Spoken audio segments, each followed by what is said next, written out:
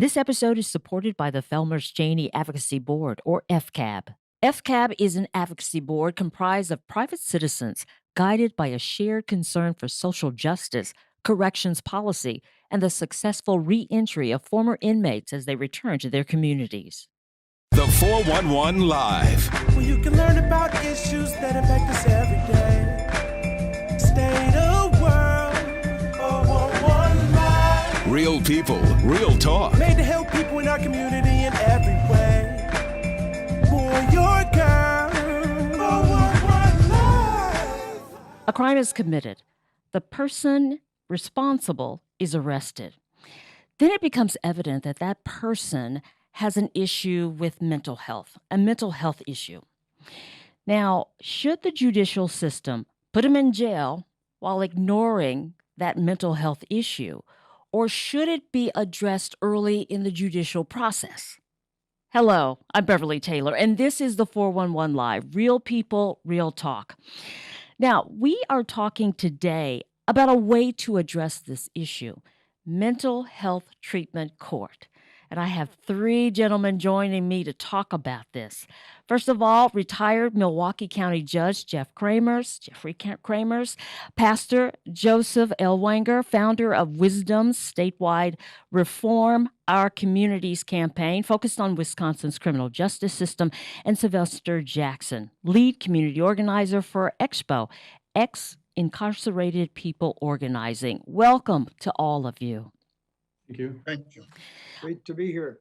Okay, so many people have heard of drug courts, but not so much about mental health treatment courts.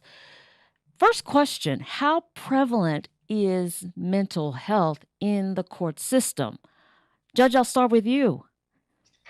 Yeah, well, you get different statistics depending on who you ask, but generally I think you'd hear jailers, sheriffs across the country say, or prison wardens, that somewhere between 70 to 85% of the people in their facilities have some sort of a mental health problem. May not be to the level of a diagnosed one, but certainly they are suffering from some mental health issues.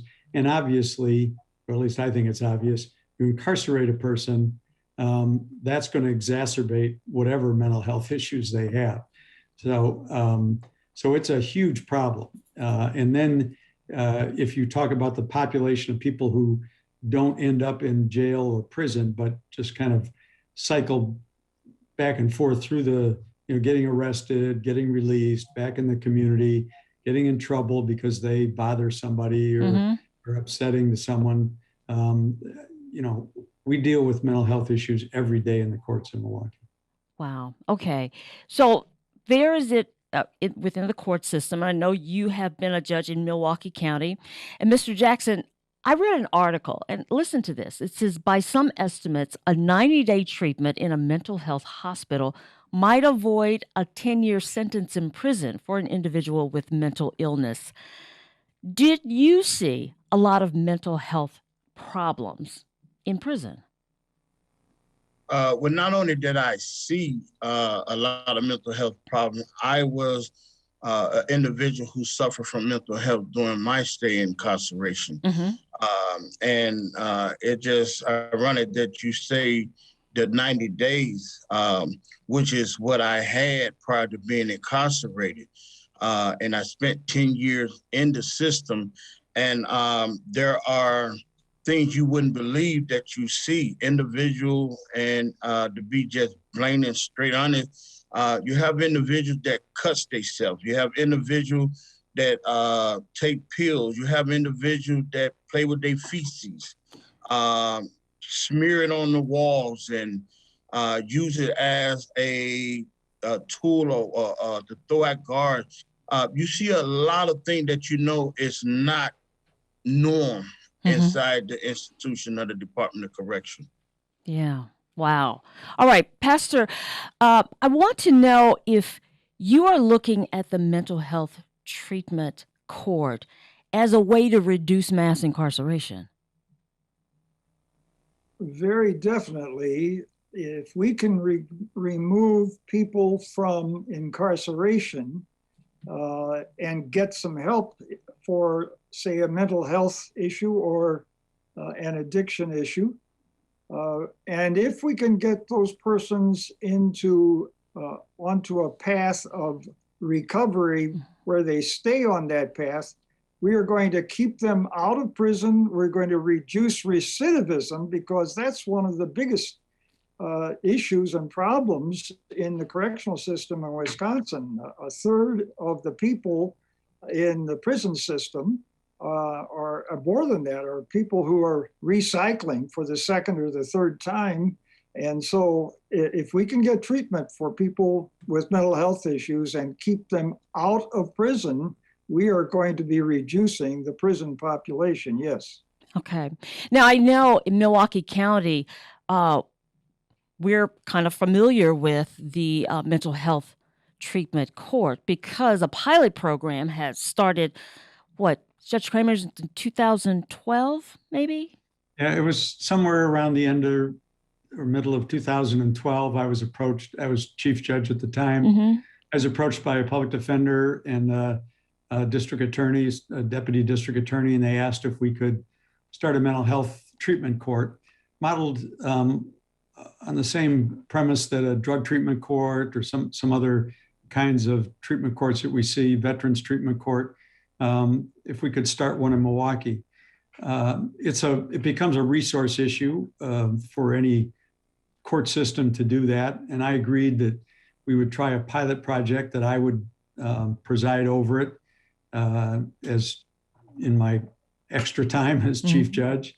So we could only take 5 to 7 cases at a time, but we wanted to see if we could figure out how this would work, what it would look like, who we'd need to have involved, because it isn't just the DA and the public defender. You need lots of other resources at the table: housing, benefits, mental health counseling, medication.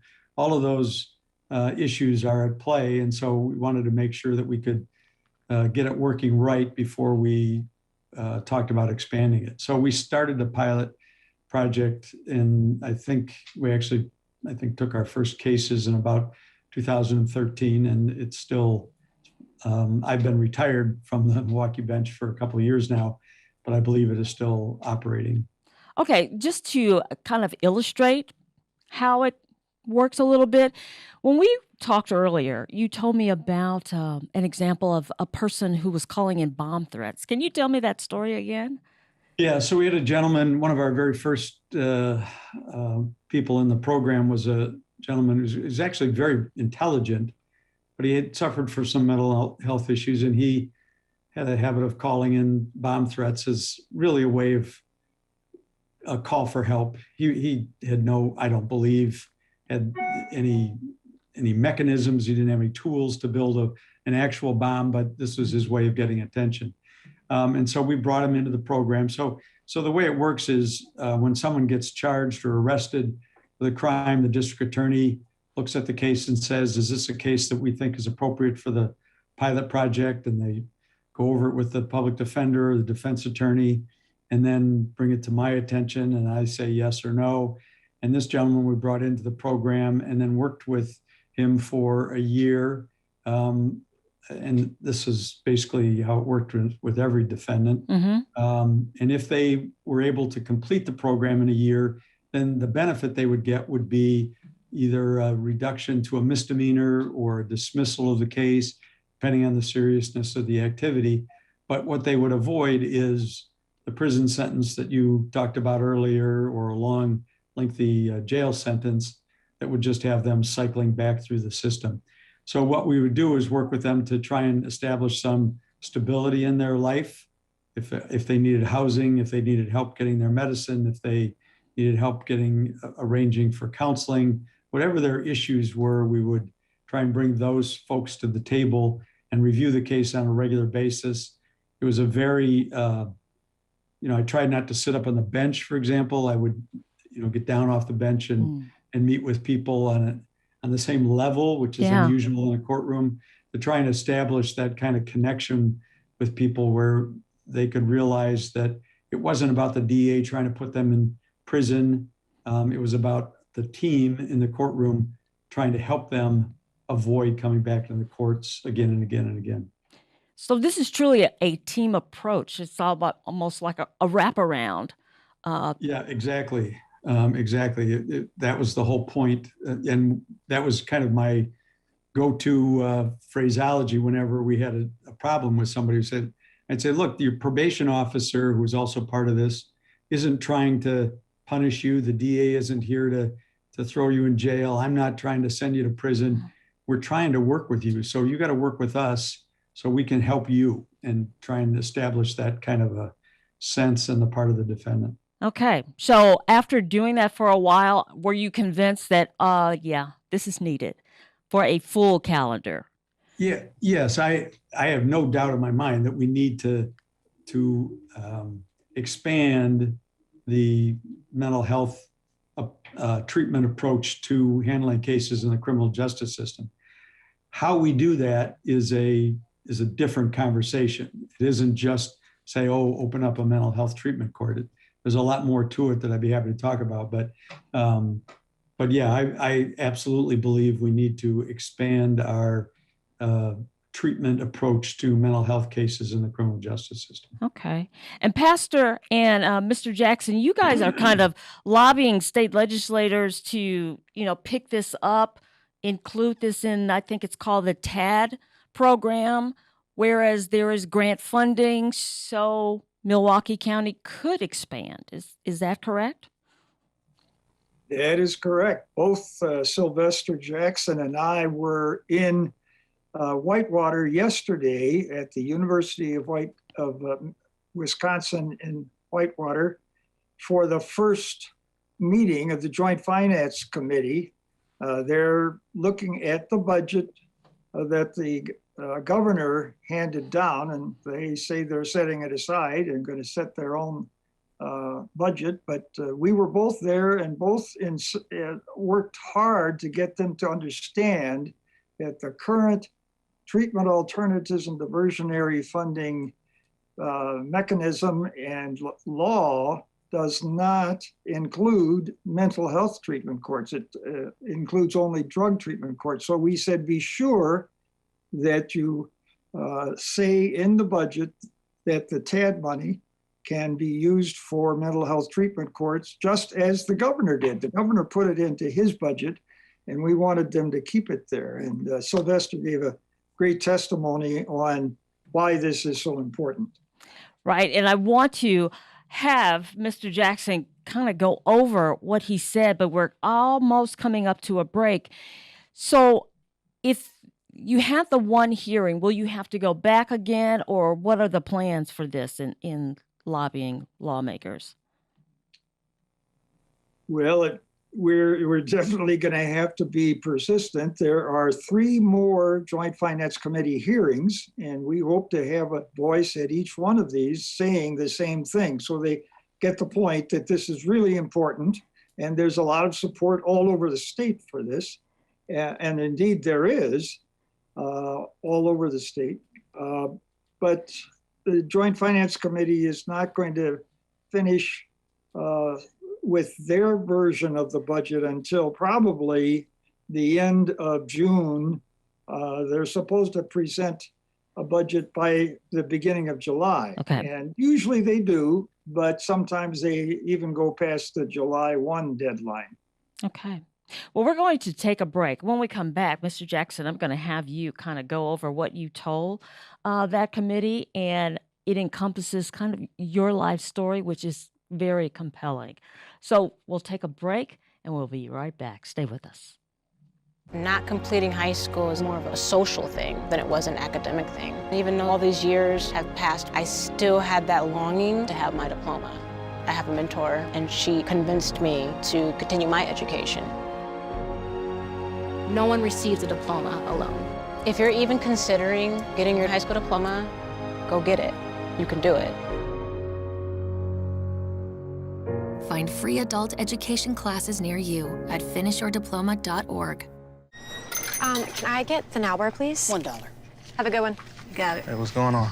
Hey. Let me get a now bar. Sure. $1.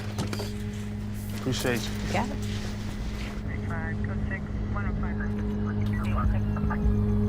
Over your head!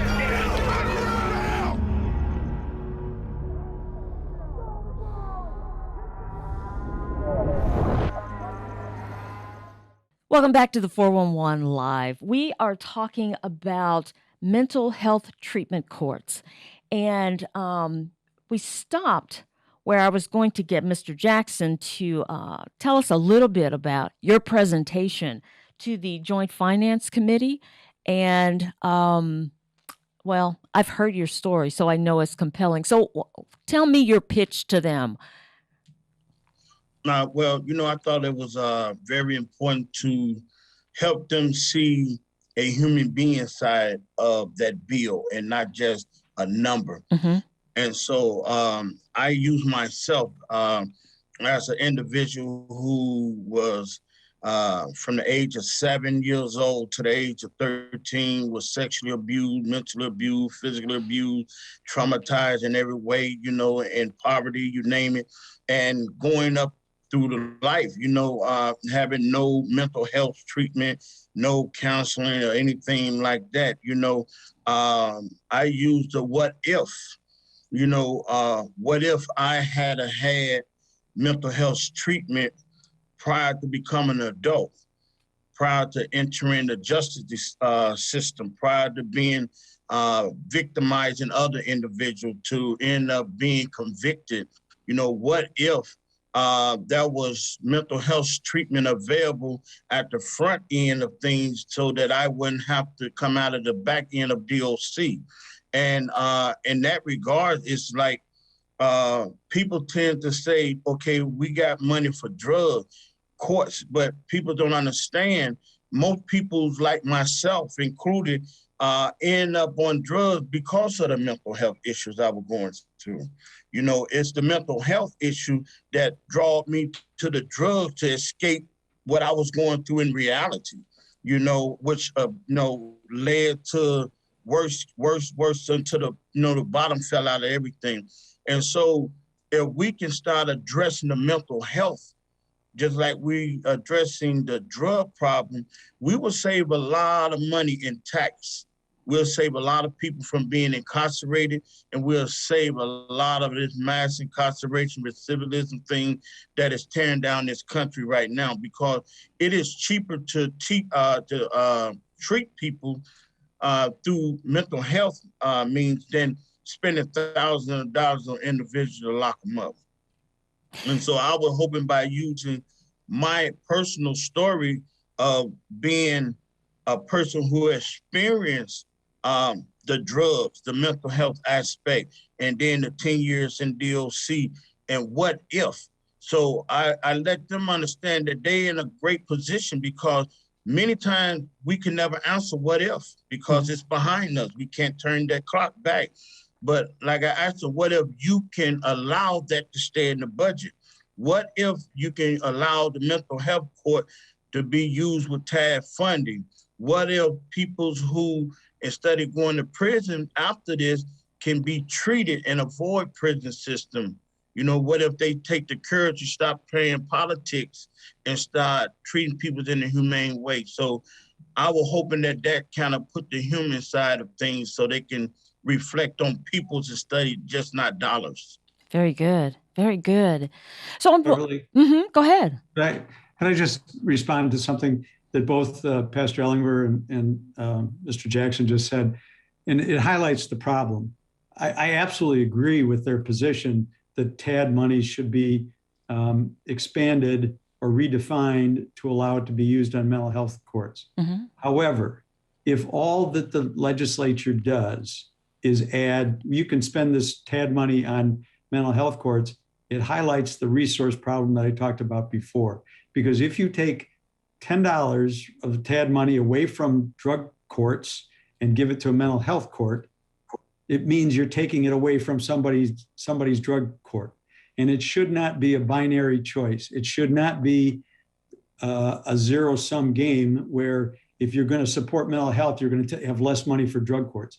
They need to add money. They need to expand the definition and add money to the TAD funding so that there's adequate funding for drug treatment courts and mental health courts. Because as Mr. Jackson just pointed out in his story, very rarely do we have somebody come into the criminal justice system that only has one problem. Yeah. They don't come in with just a mental health problem or just a drug problem or just PTSD from being a veteran.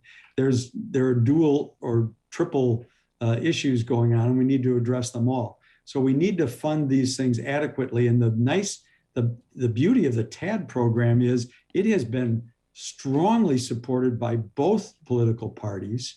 It has shown over the years that funding stream has been in existence, that it is paid back in the kinds of dollars that Mr. Jackson has talked about, where you save money by spending it up front to help people's problems and keep them out of the criminal justice system. So I just wanted to make sure that it's not an either or choice. Right. It needs to be both, and it needs to be expanded. You're not taking from Paul to pay Peter. Correct. Yeah. Yeah, and I'd like to agree 1,000% with Judge Kremers on that. And that's why yesterday in front of the Joint Finance Committee, we also supported the governor's increase of the funding for TAD by $15 million, which would double the amount that's in there now. And that's exactly what we need to meet the kind of need that there is all over the state for both drug treatment and mental health treatment courts. So we're talking about now, whereas, a judge is doing a few mental health treatment cases and also doing their other things that are on their docket. Now, with the grant funding, what would have to take place? You would need another judge, a coordinator. Well, that's the issue, of course. There are a couple of ways to create a calendar. One is to add a judge to the system. That's extremely expensive from both the state and the county's perspective. But that is one way, is to create a new calendar. The other way to do it is if you say, as we've all talked about, that there are lots of cases in the system right now with people with mental health issues, and you pull those from each calendar, you will reduce the caseload for all those other judges to the point where you can collapse five judicial calendars into 4, and now you've got a freed up calendar where you can send all those mental health cases. It's a logistical issue. That's a challenge, and it's, again, not as simple as saying, okay, we've got a judge, we've got a courtroom, we got a DA and a public defender. Now you have to have all that community support that we've talked about, from housing to mental health support, counseling, case management, all of those things. And they have to be able to support that docket as well. So right now in the pilot project, we do it, 1 day a week. And so someone from BHD and housing and WCS and so forth come into the court. But if you're doing it 5 days a week, because you got a full calendar, now those agencies have to be able to support that. So it requires the kind of infusion of resources that Pastor Ellwanger is talking about that we need. But as Mr. Jackson pointed out, it's kind of the old commercial, pay me now or pay me later. Yeah. And by the way, if you pay me later, it's going to be a lot more expensive, and there are going to be a lot more victims. Yes. And there's going to be a lot more damage and trauma in the community. Yeah. So pay me now or really pay me later. I hear you. So, Pastor, say if, because the judge was saying that it's, TADS is supported by, both parties, but say if something happens and they don't include mental health into the TADS program, so that grant money is not there, what happens then? Well, that is, of course, a very crucial question. Yeah. And we like to believe that there would be such a deep commitment to an understanding of the need for mental health treatment courts that the county would be looking for other sources of funding besides the state funding. This is difficult to do on the scale that Milwaukee County needs it. But this is exactly what Brown County, that's Green Bay, and Outagamie County, that's Appleton the area, and Eau Claire counties have done. They have taken some of their tax money, some philanthropic money, and they have a limited, smaller mental health treatment court than we would need here in Milwaukee County. But they found the resources because they had the will to look for them and conjure them up. And that's what we will have to do in Milwaukee County if the state doesn't come through, or we will have to turn around in 2 years from now, fight the same battle and get it into the budget. So, we're not giving up because this is such a crucial issue, but it may mean that we have to try method B if method A isn't working. Right. Mr. Jackson, I see your hand. Yeah, because I wanted to add the flip side of that. If they do not allow the TAF funding to be extended toward mental health, one thing we're going to see is the continued waste of taxpayers' dollars through the DOC system, because that's exactly where a great deal of recidivism and mass incarceration is being generated through, and that is disregarding the mental health of the people that's out here in this community. And when you disregard the mental health, you're opening the door for all the other things on the back end that's going to cost millions and millions more dollars. So it just makes sense if it's about community safety, if it's about taxpayers, then it makes sense to add mental health to the equation, because that's really one of the main things that will start to resolve and put a downshift to this mass incarceration. And when you look at, like right now, the biggest mental health treatment facility in this state is the Department of Correction. It should not be that way, because I've been in the Department of Correction and they're not equipped to really treat mental health. I was there 10 years. 7 of the 10 years was in DOC, and all they was doing is pushing pills. There was no adequate mental health therapy, counseling, or anything like that was sustaining people. Good point. If we can do it in the community, if we can do it out here on the front, like the judge was saying, that it's going to take the community to get involved. Organizations like Expo, MICA, Project Return, we're out here in the community pushing for these changes, because we know a lot of the problem that is going to be fixed going to start from right here inside the community. And one of the things I appreciate from the Department of Correction is they're allowing the programs that normally be in the Milwaukee Security Detention Facility to be allocated out here to the community, where people can actually treat people while they're out here, getting the help they need without wasting taxpayers' dollars sitting on inside the prison system. Okay. Well, our time is pretty much gone, but I wanted to add one more question, and that is, as far as this legislation, what can, Joe Blow citizen do? So I would say that the best way to make systemic changes in any system, specifically the criminal justice system, is to get the public and the community to say, we will not accept a system that does less than A, B, and C.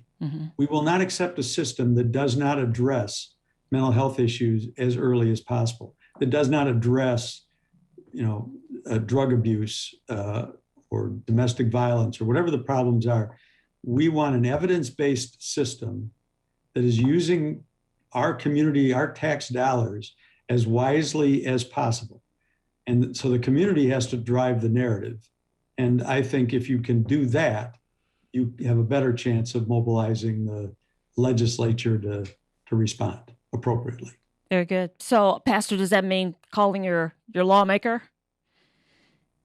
Judge Kremers is right on top of it. What I think he's saying, we would agree with 1,000% too, and that is that we have to change the narrative. The narrative has been in the community, and especially with elected officials who think that this is what the community is thinking. They are thinking that the way you deal with all crime is punish, punish, punish. And if that's the framework and the narrative, then we build more prisons and we put people in and have long sentences. But if the narrative says anybody who commits a crime has an underlying issue, and many of those people, if the issue is addressed, will lead a good, solid, productive life. And therefore, we need to have resources used to help them deal with those underlying issues. And that's the restorative push that is happening now. And the narrative is being changed, but as Judge Kremers says, it has to get stronger, and it has to get clearer to our elected officials so that they feel safe to vote in this direction. And I think the narrative is changing in that direction, but it's sometimes pretty slow. I understand. Gentlemen, thank you so much for talking to us about mental health treatment courts, because I'm sure that there are many people who they just weren't aware of it. And you have really illustrated the real need that's out there. So thank you very much for joining me. I really appreciate it. This is retired Milwaukee County Judge Jeffery Kremers, Pastor Joseph Ellwanger, founder of Wisdom's statewide Reform Our Communities campaign, focused on reforming Wisconsin's criminal justice system, and Mr. Sylvester Jackson, lead community organizer for Expo, Ex-incarcerated People Organizing. Thank you again, gentlemen, for spending this time with me. Thank you. Thank you.